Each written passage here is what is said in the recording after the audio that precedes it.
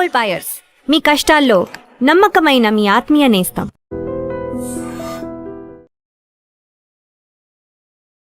News and నిజాలు. ఇవాళ కవిత గారు ఇక్కడ లేరు స్టూడియోలో, సో నేనే ఇవాళ మీతో మాట్లాడదాం అనుకున్నాను. కొన్ని రోజుల నుంచి ఒక విషయం మన దేశంలో న్యూస్ ఛానల్స్లో తిరుగుతుంది. అది బీజేపీ కాంగ్రెస్ ముక్త్ భారత్ని పక్కన పెట్టి ఆపోజిషన్ ముక్త్ భారత్ చేస్తున్నారని ఒక ఆరోపణ చేస్తున్నారు. నాకు కూడా అనిపిస్తుంది, కరెక్ట్, నిజమే అనిపిస్తుంది. ఎందుకు బీజేపీ ఇట్లా చేస్తున్నారు? దీనికన్నా ముందు కూడా చేశారా? మనం చూసాం, వెస్ట్ బెంగాల్ ఎలక్షన్ జరిగిన తర్వాత మమతా బెనర్జీ పార్టీ తృణమూల్ కాంగ్రెస్ నుంచి చాలామంది ఎంపీలు ఎమ్మెల్యేలు బయటికి వెళ్ళిపోయారు. కొత్త పార్టీ పెట్టుకున్నారు, కొంతమంది మర్జ్ చేశారు, కొంతమంది ఎమ్మెల్యేలు 60 మంది దాకా పార్టీ నుంచి బయటకు వచ్చారు. ఎందుకు జరుగుతుంది అంత? అదే టైంలో మనం చూసాం, బీహార్లో 5-6 సార్లు ముఖ్యమంత్రిగా ఉన్న నితీష్ కుమార్ గారిని పక్కన పెట్టి ఆయన్ని రాజ్యసభ పంపించి బీజేపీ జేడీయూని అప్సల్ జీరోగా చేసేసింది బీహార్లో. వాళ్ళ ఎమ్మెల్యేలు ఉన్నారు, కానీ వచ్చే ఎలక్షన్లో జేడీయూ ఉంటారో లేదో ఎవరికి తెలియదు. నితీష్ కుమార్ గారి కొడుకును ఒక మంత్రి చేశారు. ఇది మనం అర్థం చేసుకోవాలి, బీజేపీ స్ట్రాటజీ ఏంటి. ఇదే స్ట్రాటజీ మనం కర్ణాటకలో చూసాం. కర్ణాటకలో ఒక టైంలో జేడీఎస్ చాలా పెద్ద పార్టీ ఉంది. కుమారస్వామి గారు ముఖ్యమంత్రిగా ఉన్నారు, 2-3 సార్లు ఉన్నారు. కానీ ఆయన కాంగ్రెస్తో పొత్తు పెట్టుకున్నారు, మళ్ళీ బీజేపీతో పొత్తు పెట్టుకున్నారు, మళ్ళీ బయటకు వెళ్ళారు, మళ్ళీ తిరిగి వచ్చారు. దేవగౌడ గారు ప్రధానమంత్రి అయ్యారు. కానీ ఇప్పుడు చూడండి, దేవగౌడ గారిని రాజ్యసభ పంపించారు, ఆయన టర్మ్ అయిపోయింది, ఆయన రిటైర్ అయ్యారు, ఆయనకి ఎక్స్టెన్షన్ ఇవ్వలేదు. కుమారస్వామిని ఒక మంత్రిగా చేసి ఢిల్లీలో కూర్చోబెట్టారు. జేడీఎస్ ఒక మండ్యా పార్టీ నుంచి నోబడీ పార్టీ అయిపోయింది. బీజేపీ ఏం చేస్తున్నారు? మహారాష్ట్రలో చేశారు. ఒక టైంలో బాలాసాహెబ్ ఠాకరే ఉన్నప్పుడు బీజేపీ చాలా మటుకు జూనియర్ ప్లేయర్గానే ఉండిపోయింది మహారాష్ట్రలో. బాలాసాహెబ్ ఠాకరే వాళ్ళని ఎప్పుడు పైకి రానియలేదు. కోర్స్ ఆ టైంలో ప్రమోద్ మహాజన్, గోపీనాథ్ ముండే, ఇట్లా చాలామంది పెద్ద బీజేపీ నేతలు ఉన్నప్పుడు కూడా బీజేపీ మహారాష్ట్రలో ముందుకు రాలేకపోయారు. కానీ బీజేపీ వెయిట్ చేశారు, ఒక సమయం వస్తుంది కదా మాది కూడా అని చెప్పి వచ్చింది.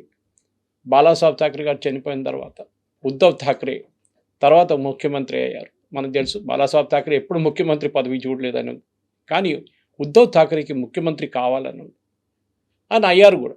కానీ ఏం జరిగింది దాని తర్వాత మన అందరూ తెలిసిందే. ఉద్ధవ్ ఠాకరేని వాళ్ళ పార్టీని స్ప్లిట్ చేయడానికి బీజేపీ ఒక స్ట్రాటజీ చేశారు, మనకందరూ తెలిసిందే. అది షిండే గారిని వాడారు.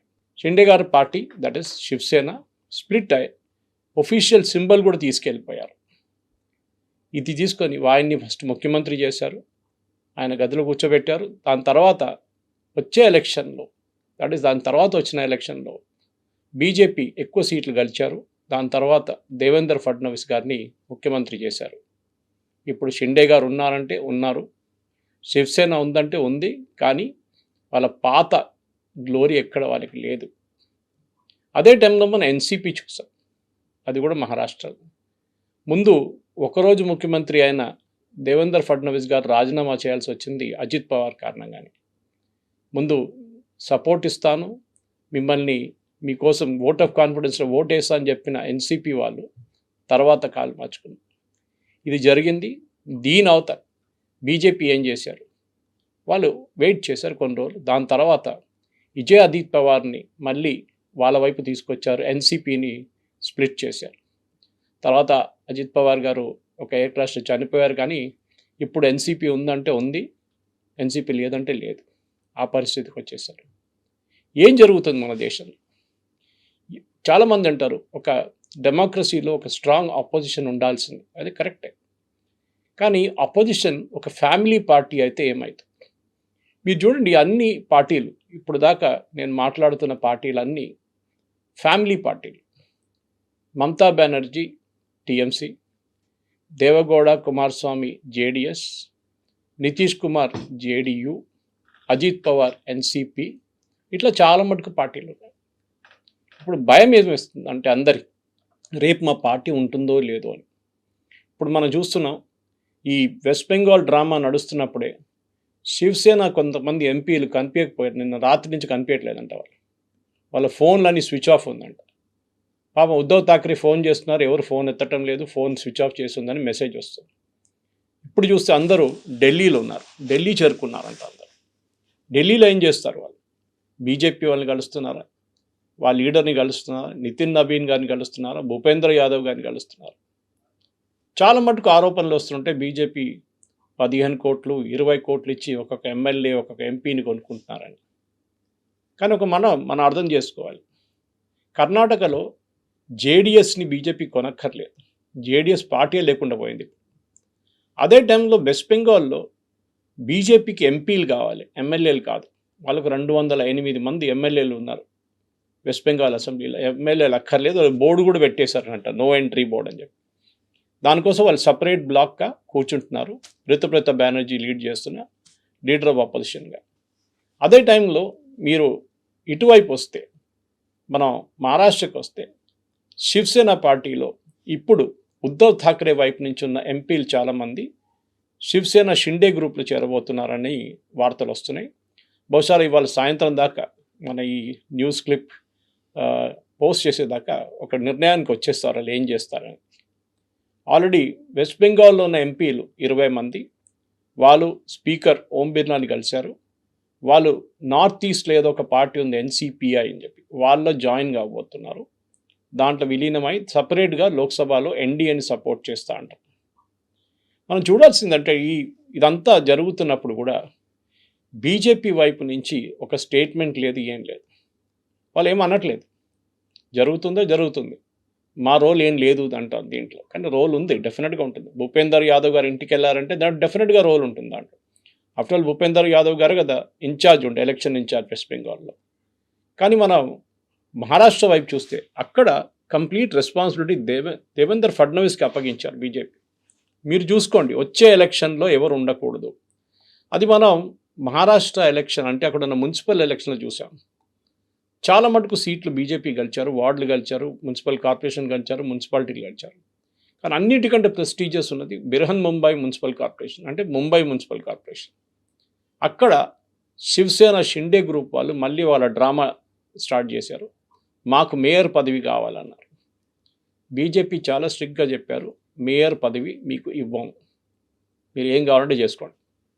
ఫస్ట్ షిండే గారు అన్నారు, మేము సపరేట్ బ్లాక్గా కూర్చుంటాము, మేము అది చేస్తాం ఇది చేస్తాం అన్నారు. కానీ బీజేపీ వాళ్ళ మేయర్ని నామినేట్ చేసుకున్నారు, అది కూడా ఒక మహిళని. First time BJP mayor Brihan Mumbai కార్పొరేషన్లో ఇప్పుడు ఉన్నారు. షిండే గారు ఏం చేశారు? ఏం చేయలేకపోయారు. కంప్లీట్గా బీజేపీ ముక్కలుగా ఆపోజిషన్ పార్టీస్ని ఫినిష్ చేస్తున్నారు. ఇది మంచిదంటే నేను మళ్ళీ అదే రిపీట్ చేస్తున్నాను, ఒక డెమోక్రసీలో ఒక స్ట్రాంగ్ ఆపోజిషన్ పార్టీ ఉండాలి. కానీ మనం ఇప్పుడు కాంగ్రెస్ పార్టీ పరిస్థితి చూస్తే అనిపిస్తుంది, వీళ్ళు కూడా ఏ రోజు స్ప్లిట్ అవుతారో, వీరు కూడా ఏ రోజు బీజేపీ వైపు వెళ్ళిపోతారని నాకైతే ఒక డౌట్ జరగవచ్చు. ఎందుకంటే మనం చూసాం ఆపోజిషన్ అనేది ప్రస్తుతం మనం చూస్తాం, కేరళలో కాంగ్రెస్ ఉన్నారు, సిపిఎం, ఇప్పుడు అక్కడ యూడిఎఫ్ పాలిస్తున్నారు. మనం టీవీకే మెడ్రాస్ అంటే తమిళనాడులో చెన్నైలో ఉన్నారు. కర్ణాటకలో అక్కడ మన ఇప్పుడున్న ముఖ్యమంత్రి డికే శివకుమార్ గారు కాంగ్రెస్, తెలంగాణలో రేవంత్ రెడ్డి కాంగ్రెస్, ఆంధ్రప్రదేశ్లో చంద్రబాబు నాయుడు గారు టీడీపీ, ఒడిశా, ఛత్తీస్గఢ్, మధ్యప్రదేశ్, మహారాష్ట్ర, గుజరాత్, రాజస్థాన్, హిమాచల్ ప్రదేశ్, ఢిల్లీ, ఉత్తరప్రదేశ్, బీహార్, వెస్ట్ బెంగాల్, అస్సాం, ఇంకా నార్త్ ఈస్ట్ స్టేట్స్ అన్నీ బీజేపీ దగ్గర ఉన్నారు. 22 states and union territories BJP దగ్గర. కానీ రాబోయే ఎలక్షన్, ఇప్పుడు నెక్స్ట్ ఎలక్షన్ అన్నిటికంటే ఇంపార్టెంట్ ఎలక్షన్ ఉత్తరప్రదేశ్లో జరగబోతుంది 2027. ఈ ఎలక్షన్లో సమాజ్వాదీ పార్టీని బీజేపీ స్ప్లిట్ చేస్తారంటే అది చాలా డౌట్ఫుల్. ఎందుకంటే సమాజ్వాదీ పార్టీలో చాలామంది ముస్లిం ఎమ్మెల్యేలు ఉన్నారు. అది కాకుండా ఆ యాదవ్ ఓట్ బ్యాంక్ నుంచి వచ్చిన చాలామంది ఎమ్మెల్యేలు ఉన్నారు. వాళ్ళు ఇటువైపు రారు బీజేపీలో. కానీ కాంగ్రెస్తో పొత్తు పెట్టుకుంటారా? అది కూడా డౌట్ఫుల్. ఆల్రెడీ అఖిలేష్ యాదవ్ కొన్ని స్టేట్మెంట్లు చేశారు కాంగ్రెస్ గురించి. దాంతో అక్కడ ఉన్న కొంతమంది కాంగ్రెస్ లీడర్స్ అభ్యంతరం తెలిపారు వాళ్ళు. కానీ అఖిలేష్ యాదవ్ పట్టించుకోవట్లేదు. అఖిలేష్ యాదవ్ ఒక స్టేట్మెంట్ కూడా చేశారు, నాకు భయం వేస్తుంది అన్నారు. వెస్ట్ బెంగాల్లో జరిగిన తర్వాత నా పార్టీతో ఏం కాబోతుందని చెప్పి నాకు భయం వేస్తుంది అన్నాడు. ఆలోచించండి. ములాయం సింగ్ యాదవ్ ఇన్ని సంవత్సరాలు ఉత్తరప్రదేశ్లో పరిపాలించిన తర్వాత వాళ్ళ కొడుకు ఇప్పుడు వాళ్ళ పార్టీ సమాజ్వాదీ పార్టీ నడిపిస్తున్నారు. ఆయన అంటున్నారు నాకు భయం వేస్తుందని. అక్కడ ఇంకొక పార్టీ కూడా ఉందో లేదో తెలియదు ఇప్పుడు. బహుజన్ సమాజ్ పార్టీ బిఎస్పి మాయావతి గారు. మీరు ఎవరైనా ఆమె స్పీచ్లో లేకుంటే ఆమె వీడియో ఇప్పుడెప్పుడైనా చూసారా? వారం ముందో లేకుంటే 10 రోజుల ముందు ఎక్కడుందో తెలియదు. అది కూడా ఒక ఫ్యామిలీ పార్టీ. అక్కడ కూడా అదే గొడవ. మన అందరు తెలిసిందే. ఆమె నెవ్యూ పార్టీకి వచ్చి చాలా డబ్బులు సంపాదించారని చెప్పి పార్టీని తీసి బయటపడేశారు. దాని తర్వాత మళ్ళీ ఆయన తీసుకున్నారు. ఇప్పుడు మాయావతి ఎవరితో పొత్తు లేదంటుంది. మాయావతికి సీట్లు వస్తే అది కూడా రావట్లేదు. కానీ అన్నిటికంటే ఇంట్రెస్ట్ అంతా మొదలైంది వెస్ట్ బెంగాల్ నుంచి కదా. ఎందుకు వెస్ట్ బెంగాల్లో ఎమ్మెల్యేలు, ఎంపీలు, మున్సిపల్ కౌన్సిలర్లు, పంచాయత్ మెంబర్లు, సర్పంచ్లు భయపడుతున్నారు? నేను ఒక వీడియో చూసాను. ఒక మహిళా మున్సిపల్ వార్డు మెంబరు, సర్పంచ్ అనుకుంటాను.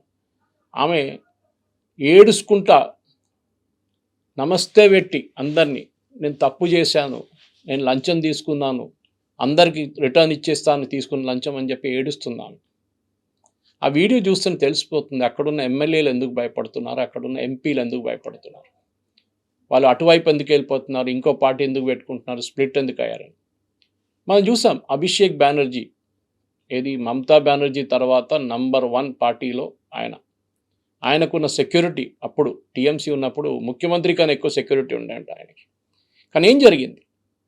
కొన్ని రోజుల్లోనే ఎలక్షన్ ఓడిపోగానే ఏ రోజు ఇంటి నుంచి బయటకు వచ్చారో ఆ రోజు అభిషేక్ బెనర్జీని గుడ్లతో కొట్టి ఆయన కార్ నుంచి బయటికి గుంజి దాని తర్వాత ఆయన 2 వీలర్ మీద హెల్మెట్ వేసుకొని కూర్చుంటే ఆయనని బట్టలు ఇప్పి కొట్టారు.